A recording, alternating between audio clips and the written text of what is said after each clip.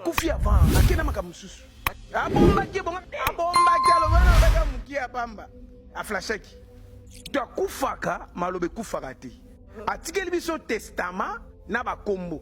testament odakmuda atikaki so bakombo wana eza ba évocation ya des esprits siko ntango ye azo parla la e ba langa wana eza raté est-ce que basona kana ebe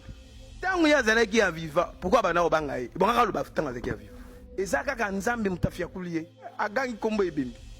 ndeko na biso Christian lobaki eza solo eza lokutete na biso 3 mois c'est beaucoup aleka po mutu wana ya leka da na tela bike soki entela koti lola ngape na kota kabakutanaka comment lumière et ya manaka na ténèbres ndeko na biso ayembelaka na nzambe te omonaki bibembe te kufa na stade de martyr atteint kombo ebembi na tikala okutana na ete azindi omoti pana azindi déjà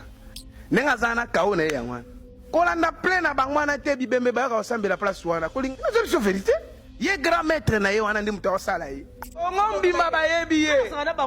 azana grand maître na sala kai grand maître nga koma munoko fort vantard amo toucher l'église siko ya takenga mama waso